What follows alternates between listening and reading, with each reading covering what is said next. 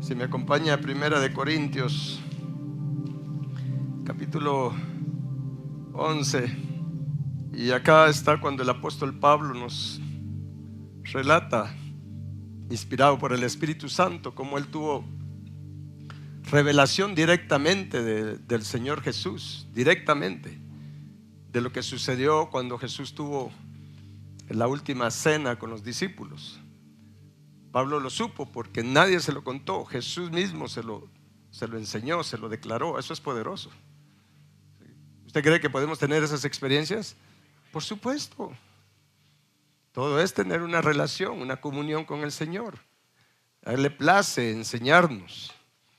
Y dice en el versículo 23, dice Pablo, porque yo recibí del Señor, o sea, vea cómo lo dice, yo recibí del Señor lo que también les he enseñado.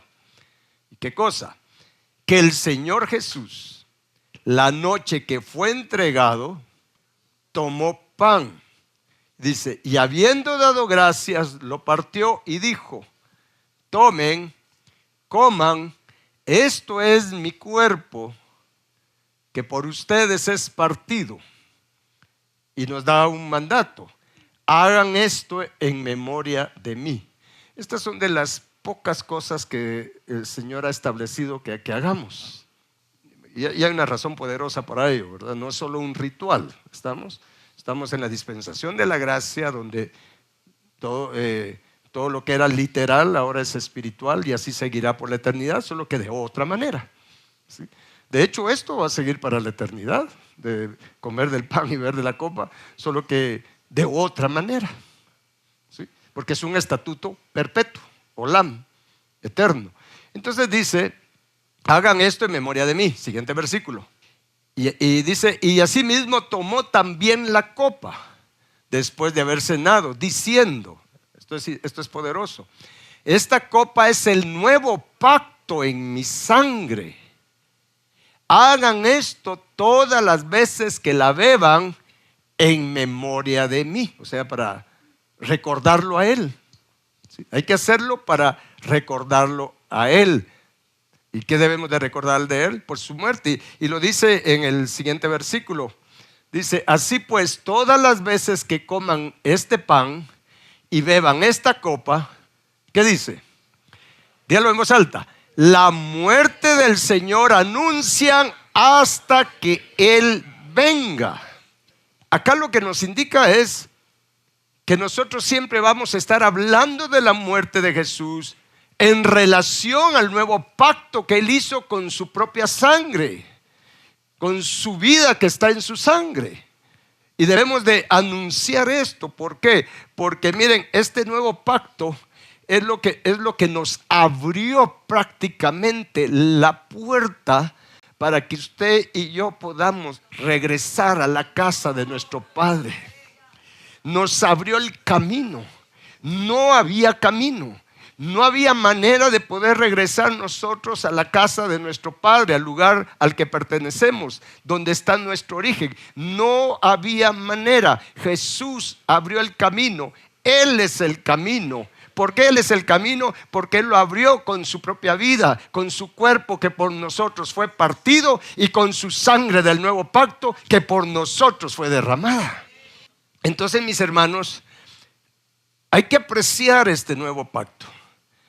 Y para que no se nos olvide, para que no nos desenfoquemos en nuestra jornada, en el llamamiento santo que Dios nos hace, ya siendo salvos de la paga del pecado, tenemos un santo llamamiento, o llamamiento celestial, o una vocación, como se le llama en otras partes de la Escritura. El apóstol Pablo también le llama el supremo llamamiento de Dios en Cristo Jesús, que es que nosotros seamos restaurados, mis hermanos, a la imagen de Dios, transformados de una naturaleza pecaminosa para obtener, ¿qué cosa? La naturaleza divina. De eso se trata todo. De eso se trata todo. Pero entendamos esto. Yo sé que lo que le estoy hablando usted lo sabe, solo se lo estoy refrescando, ¿sí? Así fue hoy en la mañana, Dios puso esto así de esta manera y así lo estoy haciendo ahorita. Pero debemos de entender, mis hermanos, que el deseo del corazón del Padre el deseo más grande del corazón del Padre es que usted y yo obtengamos su naturaleza, su carácter divino. Ese es el deseo más grande del Padre. Y es por eso que Él nos ha dado, como dice en Primera de Pedro, acompáñenme por favor a Primera de Pedro, sí, Segunda de Pedro, capítulo 1.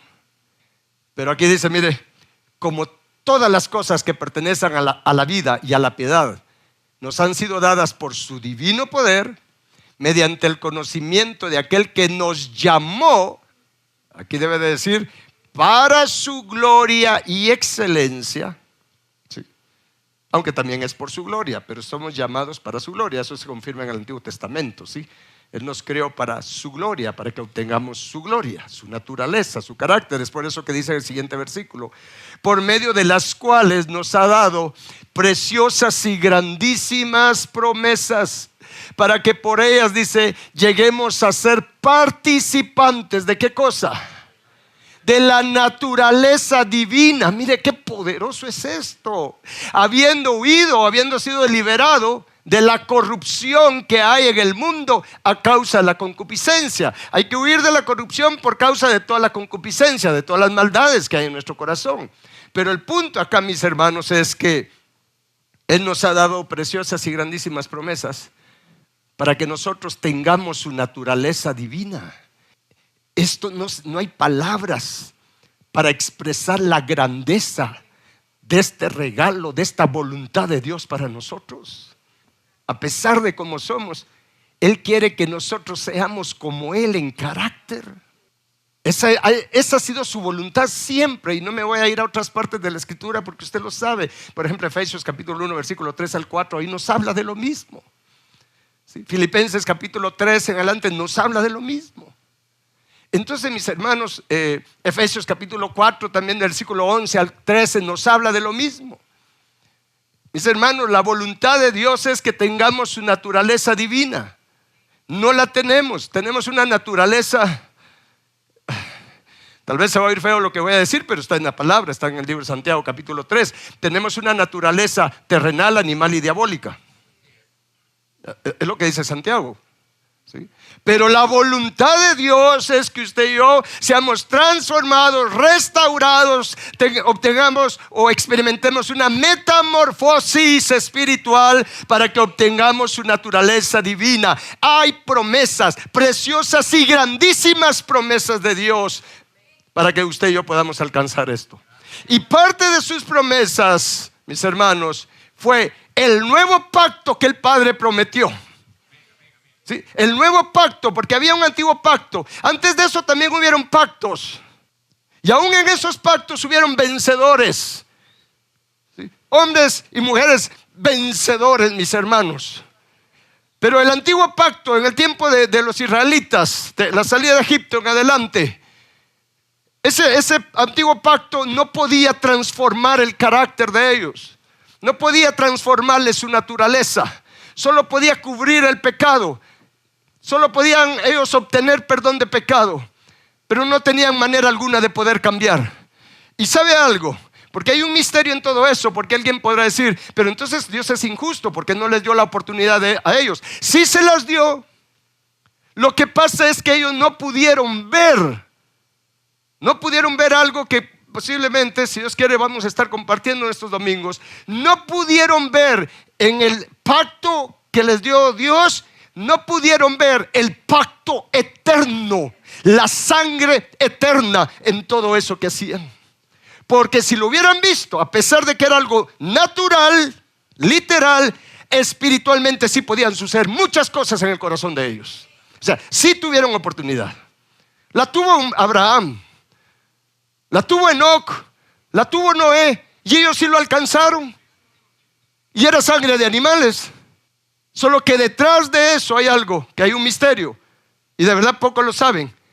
Pocos saben lo que es el pacto eterno, la sangre eterna, el evangelio eterno. Eso es poderoso. Entonces ellos tuvieron oportunidad, pero no lo lograron ver. Y se quedaron solo con las formas, como una tradición, como una religión. Y es lo que ahora se quiere implementar nuevamente con el judaísmo mesiánico. Pero mis hermanos, Dios prometió un nuevo pacto. Dios prometió un nuevo pacto. Y uno piensa es que el que estaba antes no servía. Mira, si no hubiera servido, Dios no lo hubiera puesto. Si Dios no hace nada en vano. Dios no hace nada. Mire, Dios no produce cosas vanas, ¿o no? Entonces, mis hermanos, lo que pasa es que hay que entender lo que hay ahí detrás de esto. Sin embargo, Dios dijo, bueno, vamos a destapar el misterio que estaba oculto. Como ya Dios sabe lo que va a pasar, ¿cuántos saben que Él todo lo sabe? O sea, Él no puede evitar lo que va a pasar, saber lo que va a pasar. Él no puede evitar saber las decisiones que usted y yo vamos a tomar. Él no puede evitarlo. Lo único es que Él no interviene, porque Él nos ha dado libre albedrío. Si no, seríamos robots. ¿Está claro esto? Porque al final de cuentas, Dios nos va a pedir cuentas de qué hicimos con la facultad que nos dio para elegir, para tomar decisiones, para elegir por Él o por otras cosas.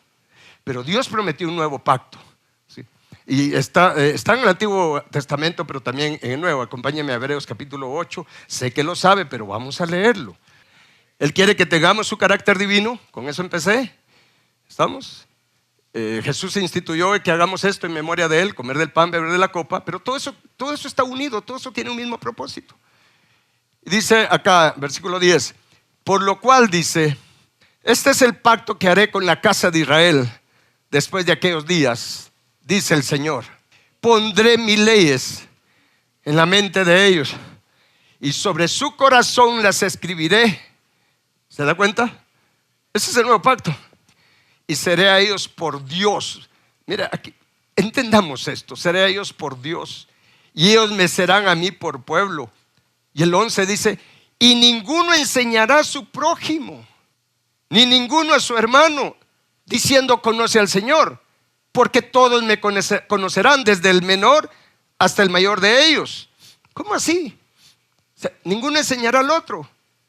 Es que, mis hermanos, cuando se establece totalmente el nuevo pacto en la vida de cada uno de nosotros, es porque hemos llegado a la dimensión de haber sido liberados totalmente de la ley del pecado, de la naturaleza pecaminosa. Hemos obtenido su naturaleza divina. ¿Cómo obtenemos la naturaleza divina? ¿Cómo obtengo el carácter divino? ¿Sabe cómo lo obtengo? ¿Sí? Lo obtengo cuando su ley es puesta en mi mente y escrita en mi corazón, porque entonces todas mis actitudes, mis pensamientos, mis acciones, mis reacciones van a estar gobernadas ya no por la ley del pecado, sino por la ley de Dios escrita en mi corazón. Miren, en esa dimensión no vamos a tener necesidad que nadie nos enseñe, porque todos vamos a tener la naturaleza divina. Vamos a conocer al Señor de tal manera que nos hemos hecho uno con Él. No sé si me da a entender con esto. Eso es poderoso. Y obtener esa naturaleza divina, eso es obtener la vida eterna. La vida eterna no es existir para siempre. Vida eterna es, como Jesús lo describe en Juan 17:3. Póngamelo ahí, por favor. Sé que lo saben, repito, sé que lo saben, pero no está de más recordarlo. Y esta es la vida eterna. ¿Qué cosa?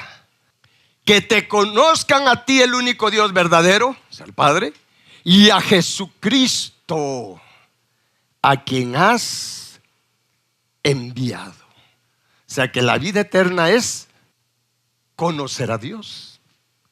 Y por causa del nuevo pacto, cuando lo abrazamos y lo hacemos nuestro, es que vamos a llegar a esa unidad de conocimiento. Esta palabra conocer es hacerse uno. Conocimiento por experiencia. Que nos unimos en un mismo pensamiento, en una misma mente, un mismo espíritu, una voluntad, una fe. Uno con el Padre a través de hacernos uno, por supuesto, con Cristo, porque nadie va al Padre si no es a través del Hijo. ¿Está claro? Miren, mis hermanos, les voy a decir algo que no sé si lo he mencionado otras veces, pero crecer a la estatura del varón perfecto, Cristo Jesús, como lo dice en Efesios 4:13, no es un fin en sí mismo. Crecer a la estatura del varón perfecto es el medio para que podamos hacernos uno con el Padre, conocer al Padre. ¿Me está escuchando?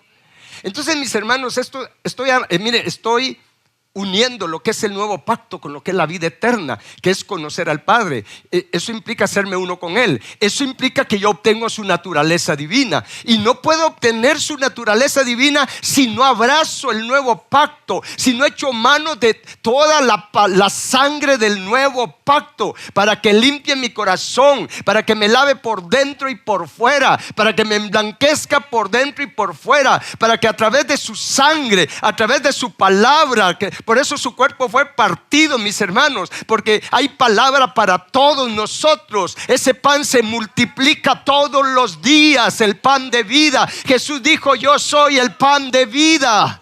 ¿Está claro? Entonces, a través del poder de su sangre, del poder de su palabra y de su fuego santo, nosotros podemos experimentar una liberación de la ley del pecado, de la naturaleza pecaminosa, para que en su lugar obtengamos la naturaleza divina, porque ese es el deseo del corazón del Padre para cada uno de nosotros. Es por eso la importancia del nuevo pacto. Y para que no se nos olvide, es que Jesús dijo: hagan esto en memoria de mí. No se les olvide para qué mi cuerpo fue partido y mi sangre derramada. No es para que tengan una religión, es para que tengan vida y vida en abundancia. Le voy a mostrar una parte en la Escritura donde nos da más entendimiento de lo que es esta vida eterna. Acompáñeme a Primera de Juan. Dice, póngale atención, esto es necesario leerlo despacio. Lo que era desde el principio, ¿desde cuándo? Lo que hemos oído, lo que hemos visto con nuestros ojos, lo que hemos contemplado y palparon nuestras manos tocante, vea que aquí no dice Jesús, tocante al verbo de vida, porque la vida fue manifestada, o sea, a través de Cristo Jesús, ¿sí o no? Porque la vida fue manifestada y la hemos, ¿qué cosa? Visto. Pero ¿qué vida? La hemos visto y testificamos y les anunciamos, ¿qué cosa? La vida eterna, la cual estaba con el Padre y se nos manifestó a través de Cristo. O sea, Cristo vino a manifestar la vida eterna. ¿Qué es eso? A manifestar el carácter divino, la naturaleza divina. Es por eso que Jesús dijo: si me han visto a mí, han visto al Padre. No sé si ya con esto usted ha quedado bien convencido que es la vida eterna. Se manifestó, se ve. Diga conmigo, la vida eterna se ve. Ellos la vieron, Juan la vieron. ¿Dónde la vieron? En Jesús vieron el carácter divino, la naturaleza divina. Entonces, mis hermanos, el nuevo pacto, gracias a Dios por el nuevo pacto. El nuevo pacto, porque a través de él, usted y yo, y todo aquel que quiere, todo aquel que cree en Cristo Jesús, no solamente no se va a perder, no solamente no se va a ir al infierno, sino que también tiene la oportunidad de obtener la naturaleza divina o vida eterna. Anda arriba, Saya. La vida eterna, naturaleza divina, eternamente. La oportunidad es para todos, pero cada uno de nosotros tiene que elegir. ¿Me conformo solo con la salvación de la paga del pecado y de tener un ministerio? ¿O voy a abrazar el supremo llamamiento de Dios en Cristo Jesús? Voy a abrazar sus preciosas y grandísimas promesas para, además de todo esto, obtener su naturaleza divina. Y la oportunidad es ahora. La cuenta regresiva, ¿cómo lo dijera? Se está cortando el tiempo, pues. Y el asunto dirá: bueno, es que no sabemos cuándo va a ser el arrebatamiento, porque ahí termina la dispensación de la gracia.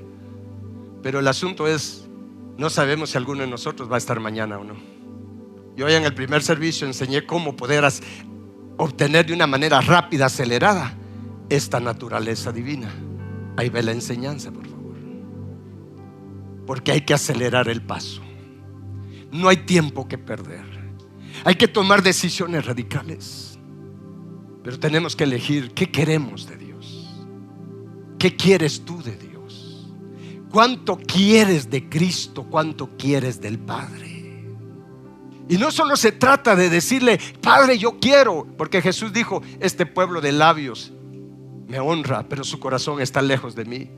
No, si le decimos al Señor: yo quiero, se tiene que evidenciar con mis acciones de abrazar el nuevo pacto, de clamar pidiéndole: Señor, dame ojos para ver tus pisadas, Jesús, porque tus pisadas me llevan al Padre. Es cierto que me llevan a la cruz, pero sin la cruz no puedo llegar al Padre, porque tengo que ser crucificado, mi carne, mi naturaleza pecaminosa, para que yo pueda decir: con Cristo estoy juntamente crucificado.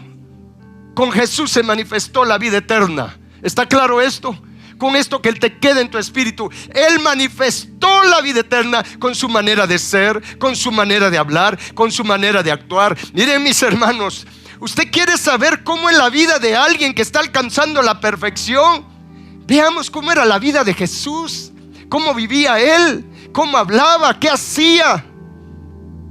Alguien piensa que ser perfectos o ser de limpio corazón, al ir alcanzando eso, como que va a andar usted como monje, que no le va a hablar a nadie. No, ve a Jesús cómo era de alegre, cómo se relacionaba con la gente, y no tenía pecado, y no pecó. Su vida era tan práctica con la gente.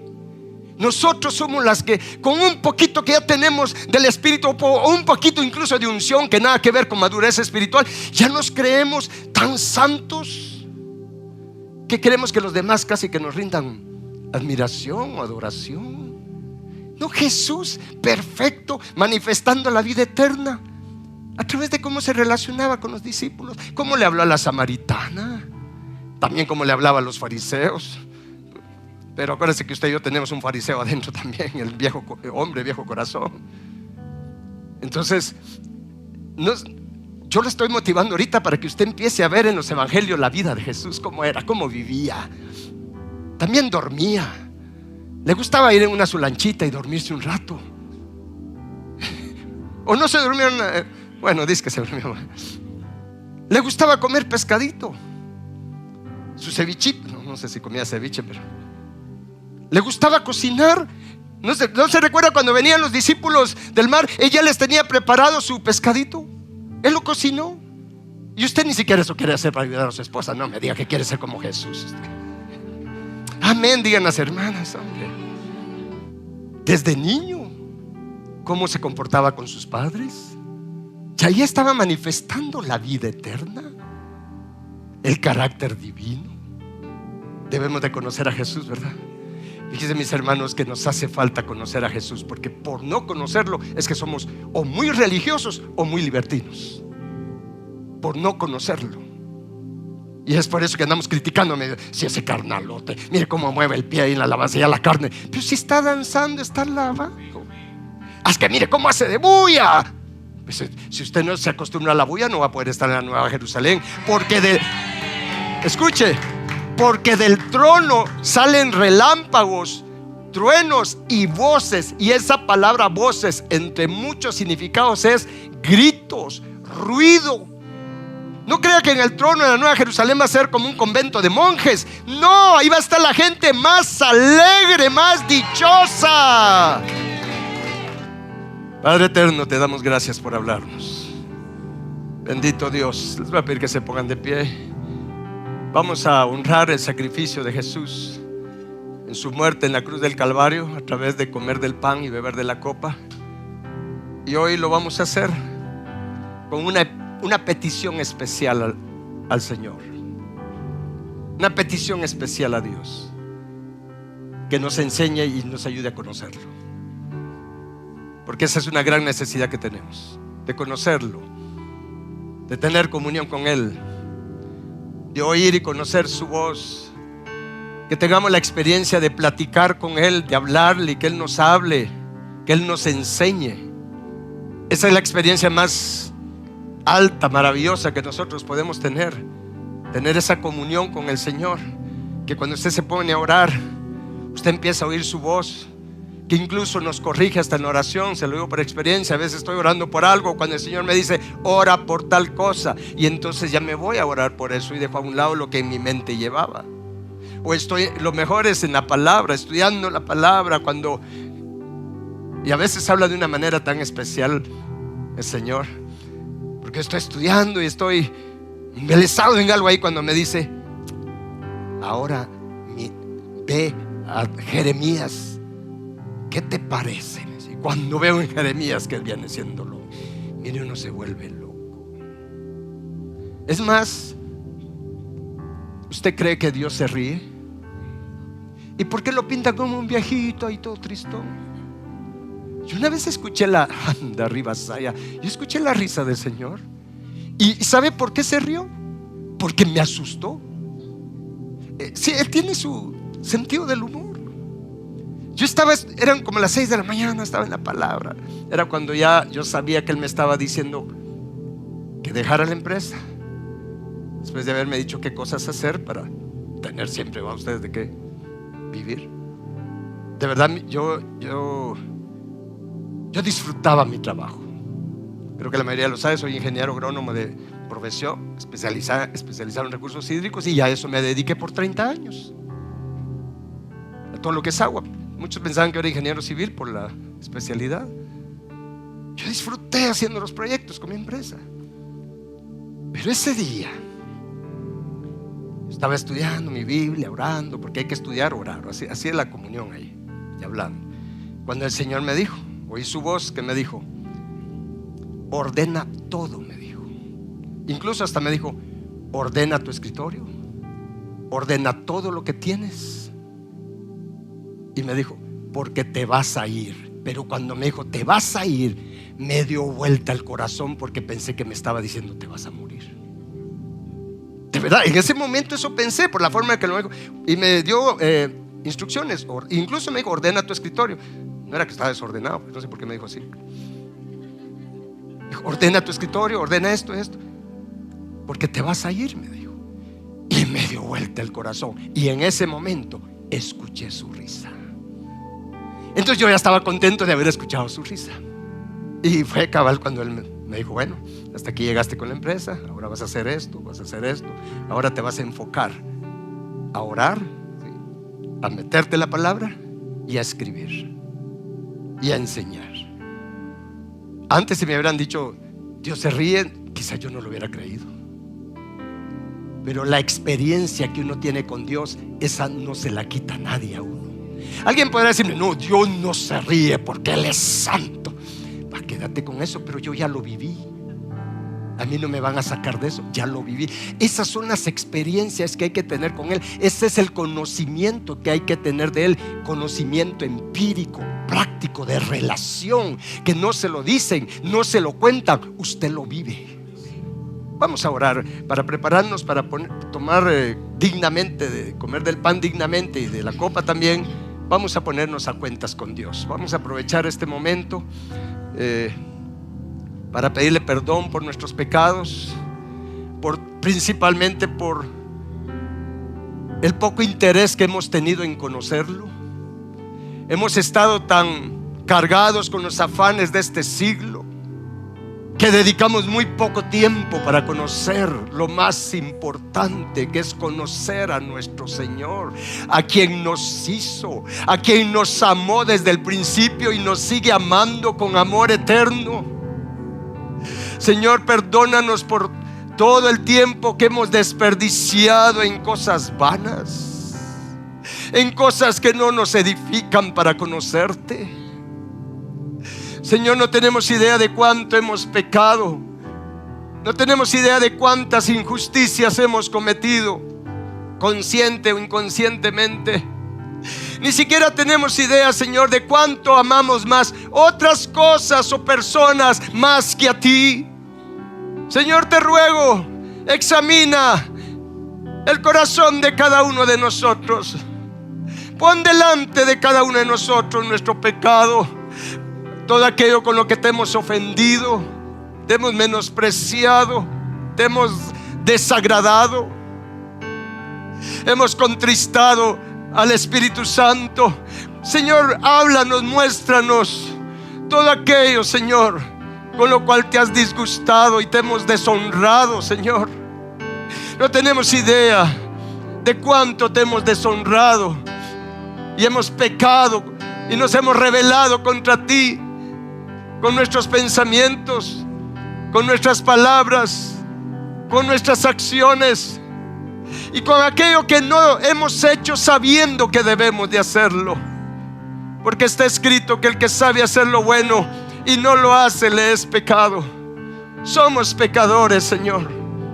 Sé propicio a nosotros, que somos pecadores, que hemos pecado y que no solamente hemos pecado, hemos vivido en pecado en todas estas cosas.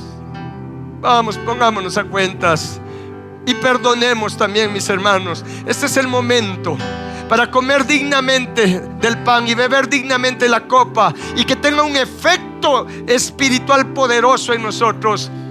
Perdonemos toda ofensa a toda persona. Si no sientes el deseo de hacerlo, dile: Jesús, ayúdame. Tú eres experto en perdonar, Jesús. Señor, ayúdame a perdonar, no porque lo sienta, sino porque sé que tengo que hacerlo. Señor, yo perdono a los que me han hecho daño. Perdono todo rechazo, todo menosprecio, toda traición. Señor, yo perdono todo lo que me han hecho, Señor, las demás personas, el dolor que me han causado. Yo elijo y decido hoy perdonar, Señor. Y me perdono a mí mismo por todos mis errores, por todas mis equivocaciones, por todas mis decisiones equivocadas, por mis fracasos. Yo elijo perdonarme a mí mismo, Señor. Vamos, perdona en lo que adoramos un momento.